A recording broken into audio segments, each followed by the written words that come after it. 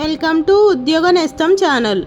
నమస్కారం, మీరు చూస్తున్నది ఉద్యోగ నేస్తం తెలుగు.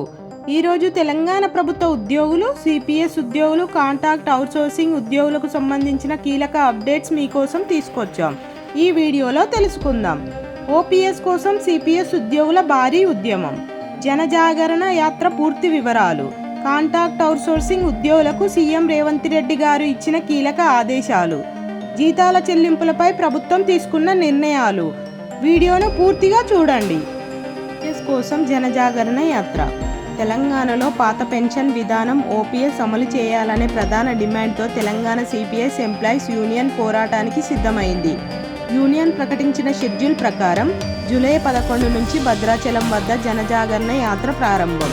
మొదటి విడత జూలై 31 వరకు కొనసాగి యాదాద్రి వద్ద ముగియనున్నది. రెండో విడత ఆగస్టు 3 నుంచి 18 వరకు హైదరాబాద్, రంగారెడ్డి, మేడ్చల్ జిల్లాలో నిర్వహిస్తారు.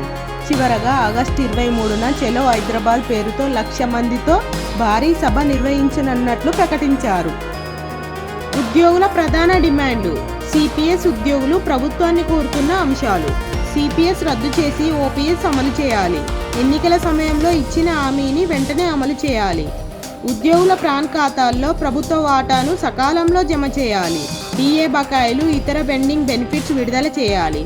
యూనియన్ నేతల ప్రకారం రాష్ట్రంలో సుమారు 2.6 లాక్స్ సిపిఎస్ ఉద్యోగులు ఈ ఉద్యమంలో భాగస్వాములను చేయనున్నట్లు తెలిపారు. కాంట్రాక్ట్ అవుట్సోర్సింగ్ ఉద్యోగులకు సీఎం గారు కీలక ఆదేశాలు. మరోవైపు కాంట్రాక్ట్ అవుట్సోర్సింగ్ ఉద్యోగుల సమస్యలపై సీఎం రేవంత్ రెడ్డి గారు ఉన్నత స్థాయి సమీక్ష నిర్వహించారు. ఈ సమావేశంలో కీలక నిర్ణయాలు తీసుకున్నారు. ప్రతి నెల 1 నుంచి 5వ తేదీలోగా జీతాలు తప్పనిసరిగా చెల్లించాలి. ఉద్యోగుల బ్యాంక్ అకౌంట్లు వివరాలన్నింటినీ డిజిటలైజ్ చేయాలి.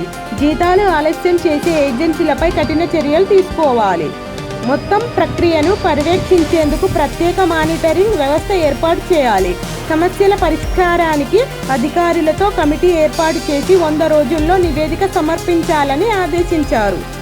హోంగార్డుల ఆందోళన. ఇదిలా ఉండగా కొన్ని ప్రాంతాల్లో హోంగార్డులకు ఈ నెల కూడా జీతాలు ఆలస్యమయ్యాయని సమాచారం. అలాగే ప్రమాద బీమా, ఇతర సంక్షేమ పథకాలు అమలుపై వారు అసంతృప్తి వ్యక్తం చేస్తున్నారు. ఒకవైపు ఓపీఎస్ అమలుకు సిపిఎస్ ఉద్యోగులు భారీ ఉద్యమానికి సిద్ధమవుతుండగా, మరోవైపు కాంట్రాక్ట్ అవుట్సోర్సింగ్ ఉద్యోగుల జీతాల చెల్లింపుల్లో పారదర్శకత తీసుకురావాలని ప్రభుత్వం చర్యలు ప్రారంభించింది. రాబోయే రోజుల్లో ఈ అంశంపై ప్రభుత్వం ఎలాంటి నిర్ణయాలు తీసుకుంటుందో చూడాలి. ఈ వీడియో మీకు ఉపయోగకరంగా అనిపిస్తే లైక్ చేయండి. ఇలాంటి ఉద్యోగులు, ప్రభుత్వ ఉద్యోగుల వార్తలు, తాజా అప్డేట్స్ కోసం ఉద్యోగ నేస్తం తెలుగు ఛానల్ను సబ్స్క్రైబ్ చేసి బెల్ ఐకాన్ను తప్పకుండా ఆన్ చేయండి. Thank you for watching.